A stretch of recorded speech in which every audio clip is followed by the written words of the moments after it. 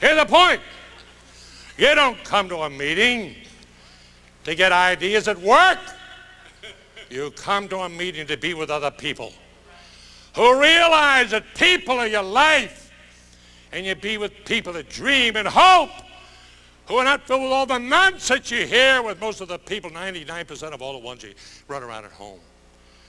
You come to be, not to find something at work.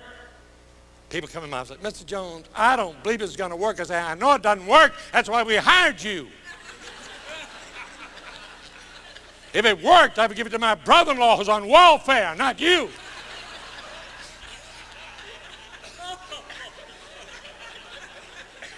Now, how long do you have to live?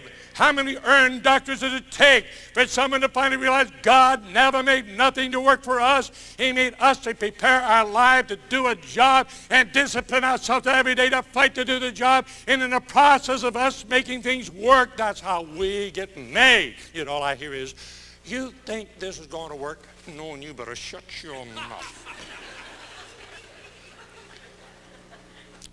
Now, here's another thing I've been learning. I cannot help any of you. You say, well, why did Ron pay you to come here then? I was wondering that myself. Now I sold Ron, now you go sell somebody.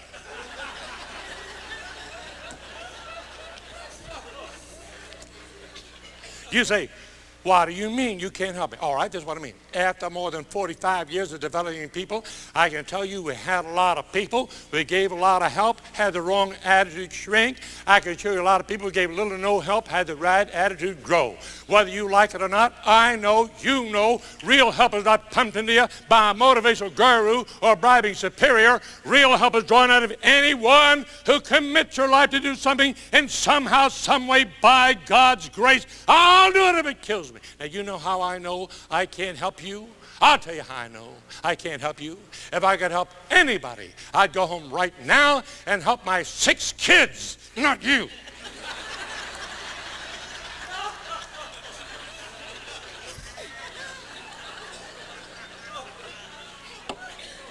The only trouble is when I'm home helping them, I seem to be hurting them more than I'm helping them. So I finally figured out the only way I can help my own kids more is learning how to hinder them less. Sure takes a lot of learning to figure out how to help somebody more by hindering them less, doesn't it? Imagine what will happen if the Congress ever figures that out.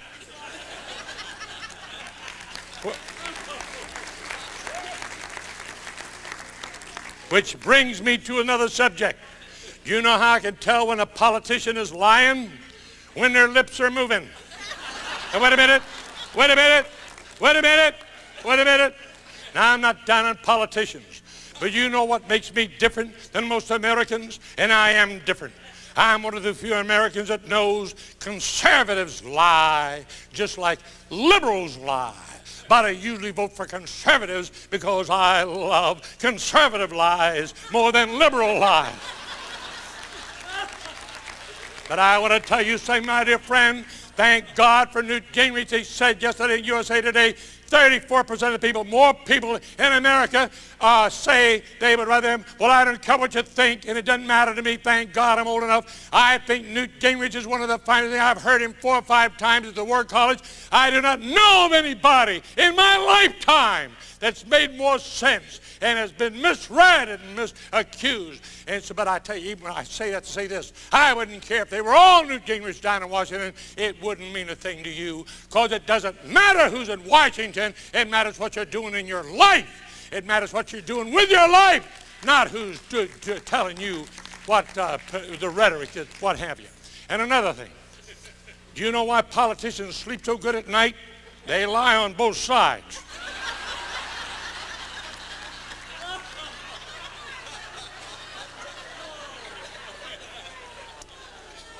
You know what my favorite month of the year is? August. You say, what? That's the month I speak to the greatest salespeople in the world. You say, who's that? School teachers. Oh, God. Thank you, Lord, for school teachers. If I had my life all over again, I think I'd be a school teacher. You say, well, you wouldn't touch as many people. Don't give me that nonsense. You don't touch people. God touches people. A school teacher that touches one life will touch more than the greatest motivator in the world, if you ever think about it. Oh, teachers. Now, I love to tell teachers, they got the number one problem. And what is it? Language. And if the teachers don't lick it, we're all sunk. Language. You see, if you understand language, you understand politics. You don't understand language, you'll never understand politics. You see, poly means many, and ticks means blood suckers. Language, that puts it together. That's right. Yeah, this is all in the Greek. Now, I know Ron's over there. Ron's mad at me because he knows I'm talking a little negative. And I'm sorry, Ron, I can't help it. I was born this way. Now, here's the point. Some of you are not like some of these great motivators. Some of you are like me. Some of you get down now and then. Some of you get discouraged now and then. Yes, you do. Some of you get a little cynical now and then. I'm sorry to admit it, but people say to me, you must be positive. You must be positive, positive, positive, positive. And if people aren't positive, get away from them. Well, I have to kill myself. I'm the problem. It isn't them, I'm it. And you say, well, I'm always positive. Don't give me that. Say how positive you are. Suppose you're in the office and your wife calls and says, honey, the bank said you to call them right away. What's the first thing you think? Woo, too much money again. Even Ron Price doesn't think that.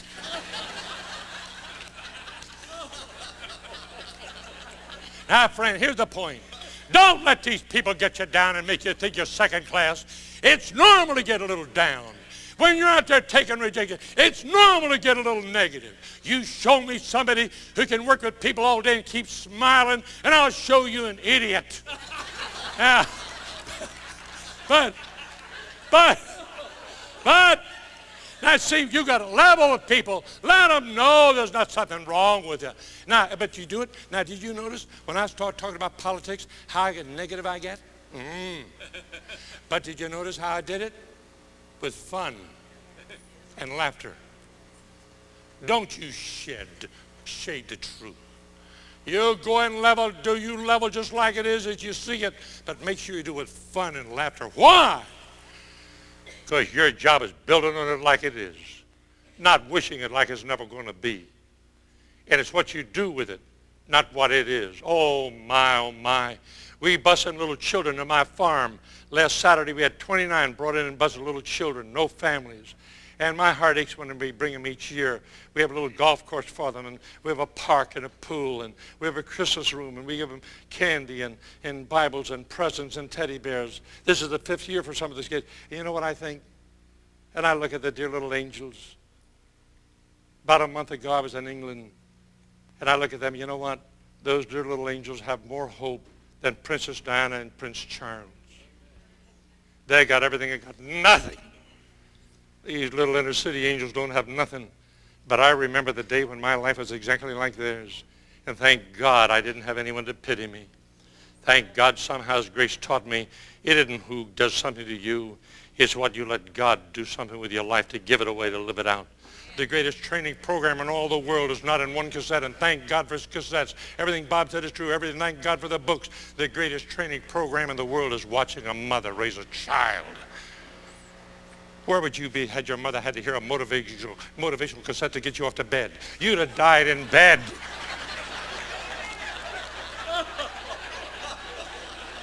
My friend, we're not here to be pepped up.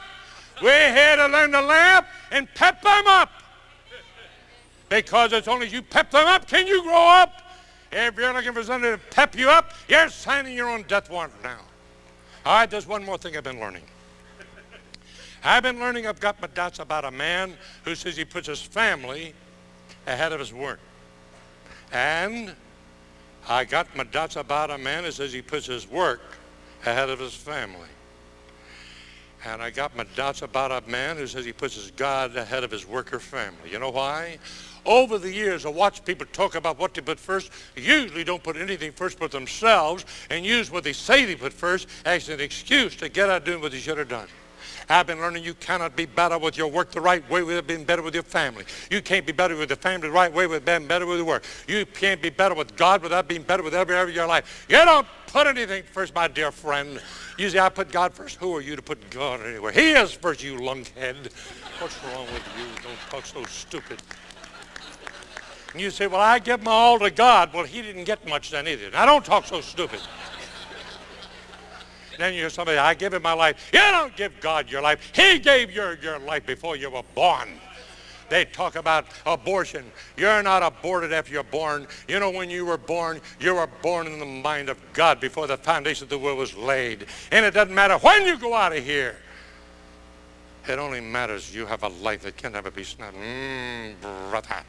Well, now this is important to me because Gloria used to give me a hard time. We never had much, and I was between church work and the kids and young people's and Gideon's and youth work and then my own work, and I was young and green and insecure and nothing. I just was going 90 hours a week, it seemed, and she'd always say to me, Charles, you're always putting everything ahead of us. I never did. I never put my work ahead of my family one day in my life. I never put my work ahead of my family 1 minute. But I can tell you this, I never put my family ahead of my work for 1 minute either. You know why? Because my family is a part of my work. You say, well, my wife loves me for the way I am. You try going home without any money for a while. You'll find out how much she loves you.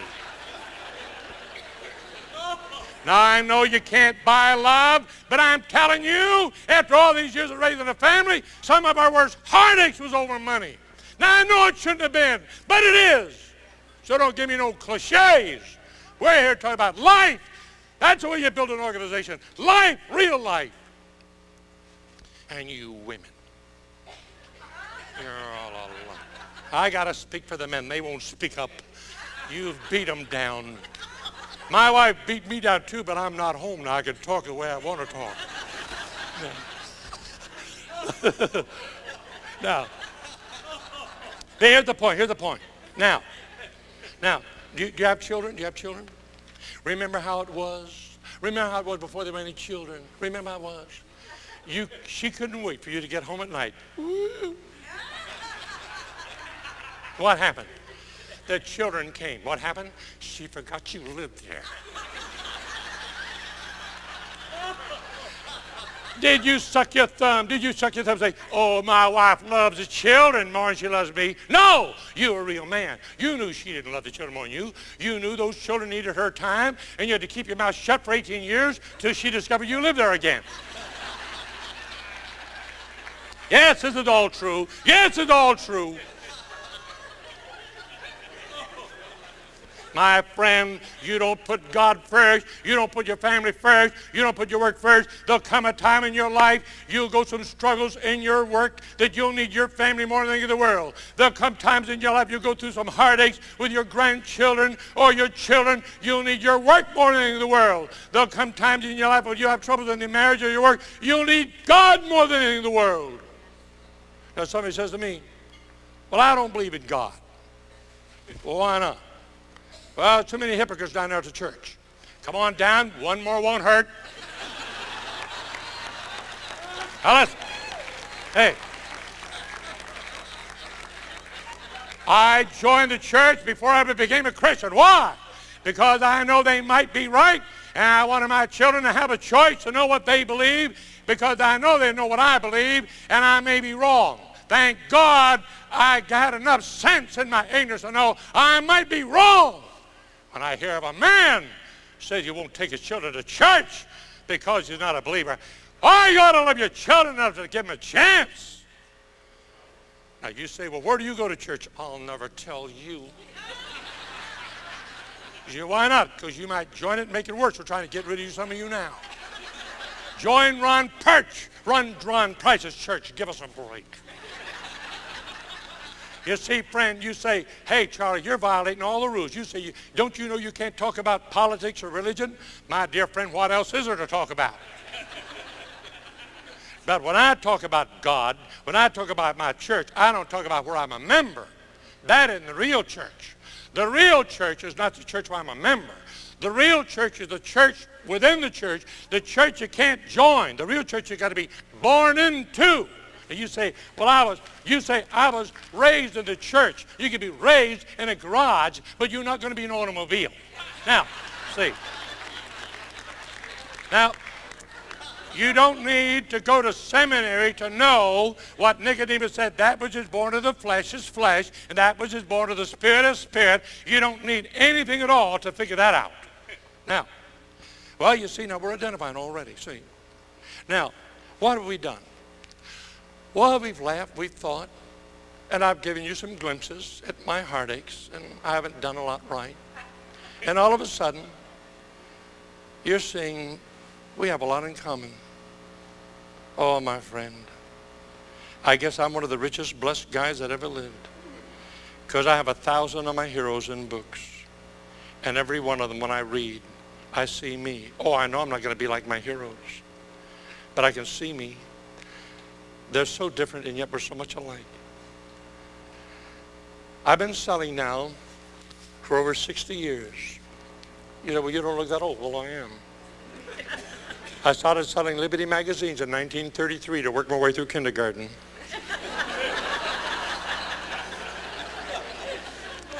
Which gives me now 66 years I've been selling.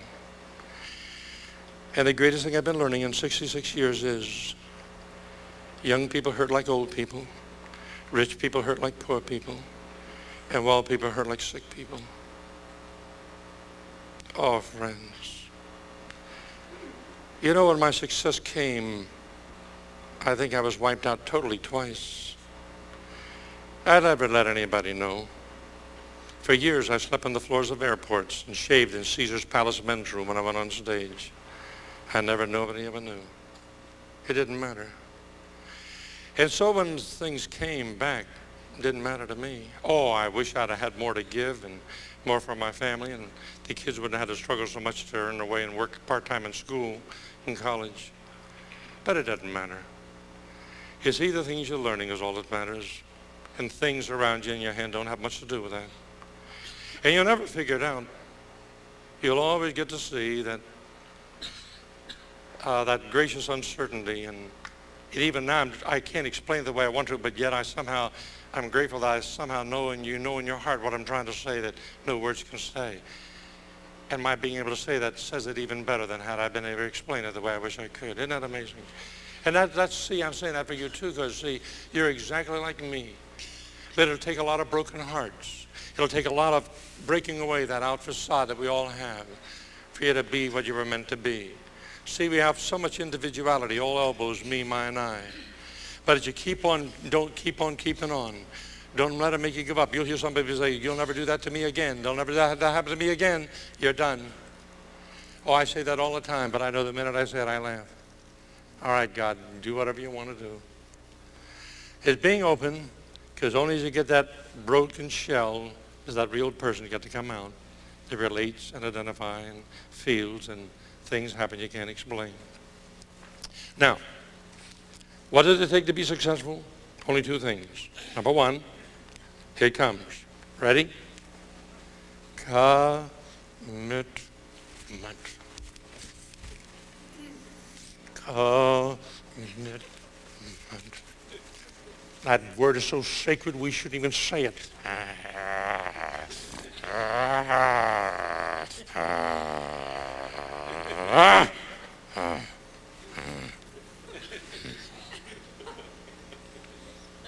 Mm-hmm.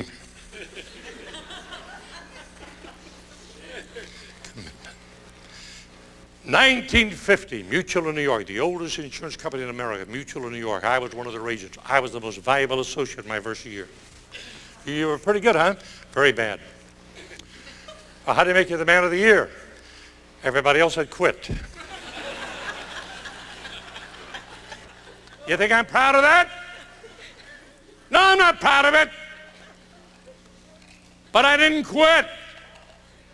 All the guys who should have stayed, they quit. I should have quit, I stayed. 10 years later, I'm running a $100 million organization. Nothing went right. We never had anything happen the way it should have happened.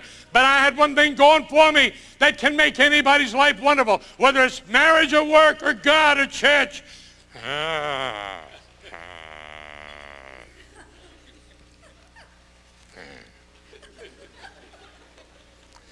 7 years, I never missed making a sale. You say, you were that good? I'm not so good. 1949, when I started selling insurance, I made a rule I'd sell an insurance policy every week or buy one.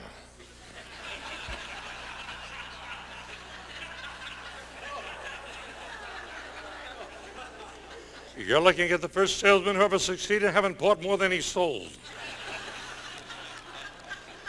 I bought 22 policies. You say, my wife wouldn't let me do that. You think my wife knew it? Are you nuts?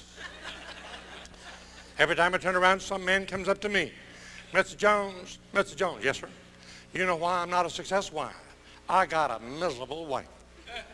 You got a miserable wife? You don't know how lucky you are. The greatest asset a man can have is a miserable wife. Had my wife been the least bit sympathetic, I'd have gone home the first night. I said, Gloria, sweetheart, honey, they're mean to me out there. She said, you sweet little baby boy. Stay home with your mommy tonight. I'll take care of you, dearest Charlie, baby boy. I never dared complain once. Had I ever complained my wife said, you idiot, I told you not to do that in the first place. Why don't you get a real job like other men? Be home at night watching television. I'm telling you, the greatest asset a man can have is a miserable wife.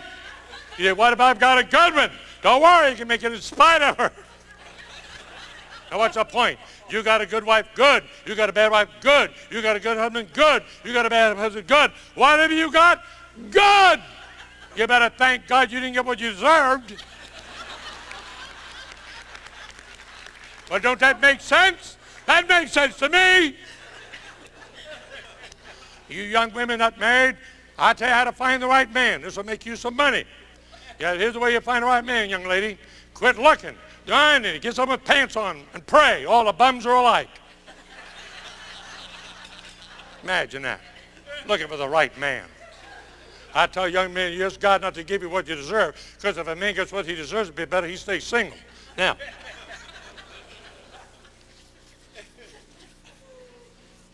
commitment. Oh, God. Today we have one business making millions and millions and millions of dollars. And every part of it, 3 different dimensions of it, was a total mistake. But we just wouldn't give up. And you know what? Everybody I talked to, the real achievers, it wasn't doing the right thing. It was doing something and making it right. You say, what if it takes 20, 30? So it takes 20 or 30 years. So it takes, I know it doesn't matter how long it takes. You want to be like the other people? Look around you. You don't need a training course. Look around you. Commitment. The only other thing it takes to have a successful life is, number 1, commitment. Number 2, meaningful goals. Meaningful goals, meaningful goals. Did you notice I didn't say goals? Now, you know why I don't say goals? Because I know Tommy Hopkins. I know Zig. I know Brian Tracy. I know Ken Blanchard. I know Dennis. I know all of them. And you know why I don't talk about goals? Because they do such a great job on goals. I could never be as good as they are.